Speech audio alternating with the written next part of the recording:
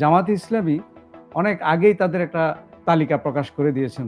প্রায় ৩০০ আসনে জাতীয় নাগরিক পার্টি ৪১ জন নেতার একটা তালিকা ছাপা হয়েছে। কোনো দল তো নির্বাচনের মনোনয়নই ঘোষণা করে দিয়েছে এবং কেউ মাঠেও নেমে গেছে।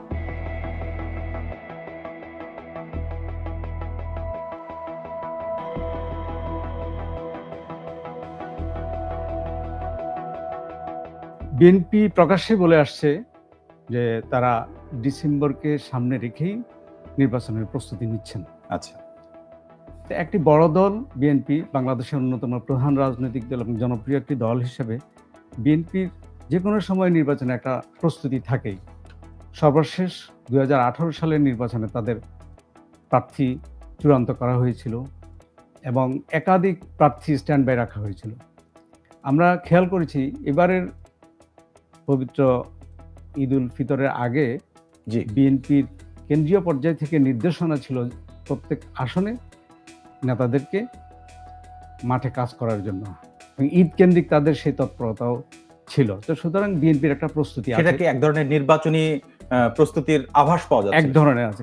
আপনি দেখবেন আমাদের রিপোর্টে আজকে বিএনপি স্থায়ী কমিটির সদস্য আমির খসরু মাহমুদ চৌধুরীর একটা বক্তব্য আছে। উনি কিছুটা টিপ্পণীও কেটেছেন যে বিএনপির নির্বাচন প্রস্তুতি নিয়ে, যে বিএনপি তো নির্বাচনের কথা বলছে যে ডিসেম্বরের নির্বাচন চায় এবং সে অনুযায়ী তারা প্রস্তুতি শুরু করেছে।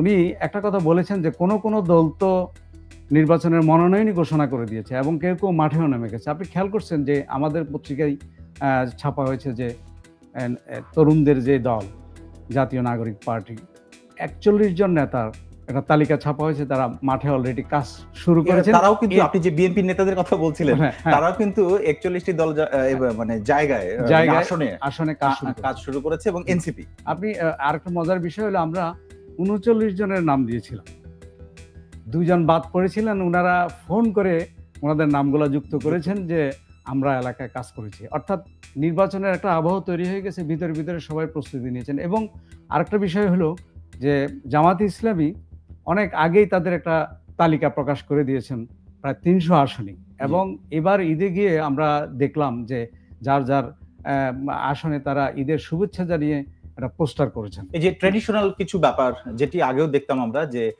ঈদের সময় ঈদের শুভেচ্ছা জানাচ্ছেন নেতারা তাদের নেতার নামে, সেই বিষয়টি তাহলে বিএনপির পক্ষ থেকে দেখেছেন, এনসিপির পক্ষ থেকে সেভাবে দেখা যায়নি। বিশেষ করে এনসিপি এবং জামাত ইসলামের প্রার্থীদের একটা তৎপরতা দেখা গেছে, যদিও প্রথম আলোর সঙ্গে সাক্ষাৎকারে জামাতের আমির বলেছেন এটা একেবারেই একটা প্রাথমিক তালিকা, এটা চূড়ান্ত কিছু না। আচ্ছা, তার মানে নির্বাচন কেন্দ্রিক এক ধরনের তৎপরতা বা রাজনৈতিক দলগুলো এক ধরনের প্রস্তুতি আমরা দেখতে পাচ্ছি।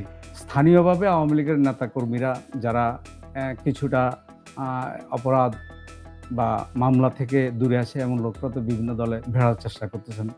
ইতিমধ্যে কালকেই মুরাদনগরের একটা ঘটনা আমরা সংবাদ সম্মেলনে দেখেছি যে একজন উপদেষ্টার বিরুদ্ধে যে স্থানীয় আওয়ামী লীগের নেতা কর্মীদের উনি পুনর্বাসনের চেষ্টা করতেছেন। এই ধরনের বিক্ষিপ্ত ঘটনা আছে, কিন্তু দলীয়ভাবে একদম সাংগঠনিক সিদ্ধান্ত নিয়ে যে পুনর্বাসনের কোনো বিষয় আমরা দেখতে পাই না।